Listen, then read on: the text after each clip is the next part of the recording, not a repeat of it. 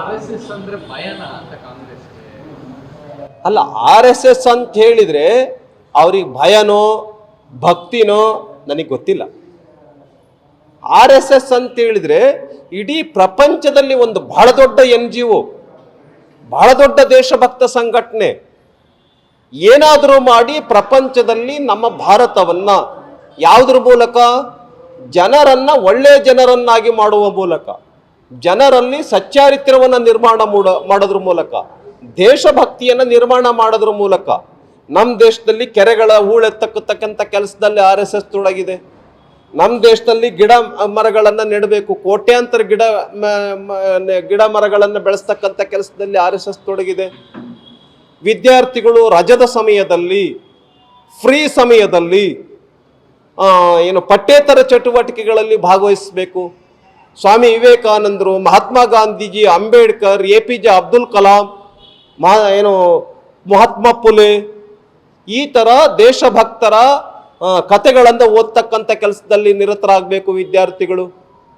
ಗ್ರೌಂಡಲ್ಲಿ 4 ಗೋಡೆ ಮಧ್ಯದಲ್ಲ, ಗ್ರೌಂಡ್ಗಳಲ್ಲಿ ವಿದ್ಯಾರ್ಥಿಗಳು ವ್ಯಾಯಾಮದ ಮೂಲಕ, ಯೋಗದ ಮೂಲಕ, ಆಟ ಪಾಠಗಳ ಮೂಲಕ, ಸರ್ವಾಂಗಗಳಲ್ಲೂ ಕೂಡ ತಮ್ಮ ವ್ಯಕ್ತಿತ್ವವನ್ನು ನಿರ್ಮಾಣ ಮಾಡ್ತಕ್ಕಂಥ ಚಟುವಟಿಕೆಗಳಲ್ಲಿ ಯುವಕರು ಭಾಗಿಯಾಗಬೇಕು ಅಂತೇಳಿ RSS 100 ಚಟುವಟಿಕೆಗಳನ್ನು ಮಾಡ್ತಾ ಇದೆ.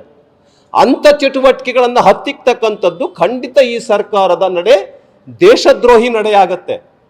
ಕೂಡಲೇ ಈ ಒಂದು ನಿರ್ಧಾರಗಳನ್ನು ಕೈ ಬಿಡಬೇಕು ಅಂತೇಳಿ ನಾನು ಈ ಸಂದರ್ಭದಲ್ಲಿ ಆಗ್ರಹ ಪಡಿಸ್ತೇನೆ. ಅದು ಕನ್ನಡ ರಕ್ಷಣಾ ವೇದಿಕೆ ಇರಬಹುದು, ಅಥವಾ ದಲಿತ ಸಂಘಟನೆಗಳಿರಬಹುದು, ಅಥವಾ ಕ್ರಿಕೆಟ್ ಅಸೋಸಿಯೇಷನ್ಸ್ ಇರಬಹುದು.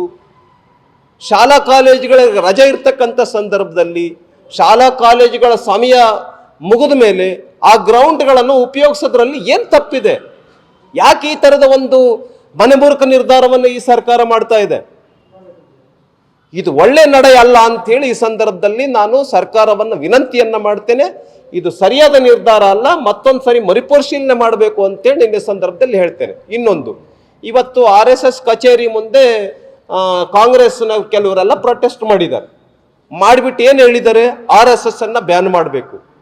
ನಿನ್ನೆ ಕ್ಯಾಬಿನೆಟ್ನೊಳಗಡೆ ಸರ್ಕಾರ ನಿರ್ಧಾರ ಮಾಡುತ್ತೆ, ಏನಂತ ಪರ್ಮಿಷನ್ ತೆಗೆದುಕೊಂಡು ಏನಾದ್ರು ಚಟುವಟಿಕೆಗಳು ಮಾಡಬೇಕು ಅಂತ. ಇನ್ನು ಒಂದು ದಿನ ಆಗಿಲ್ಲ, ಸರ್ಕಾರ ಮಾಡಿರ್ತಕ್ಕಂಥ ನಿರ್ಧಾರವನ್ನ ತಾವೇ ಮುರಿದು ಹಾಕಿ ಪರ್ಮಿಷನ್ ತೆಗೆದುಕೊಳ್ದೇನೆ RSS ಕಚೇರಿ ಮುಂದೆ ಪ್ರೊಟೆಸ್ಟ್ ಮಾಡಿದ್ದಾರೆ. ಏನು ಆಕ್ಷನ್ ತಗೊಳ್ತೀರ ನೀವು ಅವ್ರ ಬಗ್ಗೆ? ಆ ಯುವಕರ ಬಗ್ಗೆ, ಅವ್ರು ಯಾರು ಪ್ರತಿಭಟನೆ ಮಾಡಿದ್ದಾರೆ ಪರ್ಮಿಷನ್ ತೆಗೆದುಕೊಳ್ದೇನೆ RSS ಮುಂದೆ ಪ್ರತಿಭಟನೆ ಮಾಡಿರೋದನ್ನು ಏನು ಆಕ್ಷನ್ ತೆಗೆದುಕೊಳ್ತೀರಾ? ಒಂದು ವೇಳೆ ಆಕ್ಷನ್ ತೆಗೆದುಕೊಳ್ದೆ ಹೋದ್ರೆ ನಾವು ರಾಜ್ಯದ ಎಲ್ಲ ಮಂತ್ರಿಗಳ ಮನೆ ಮುಂದೆ ಪ್ರತಿಭಟನೆಯನ್ನ ಮಾಡಬೇಕಾಗುತ್ತೆ ಅನ್ನುವಂಥ ಒಂದು ಆಗ್ರಹವನ್ನ, ಒಂದು ಎಚ್ಚರಿಕೆಯನ್ನ ಸರ್ಕಾರಕ್ಕೆ ನಾನು ಕೊಡೋದಕ್ಕೆ ಬಯಸ್ತೇನೆ.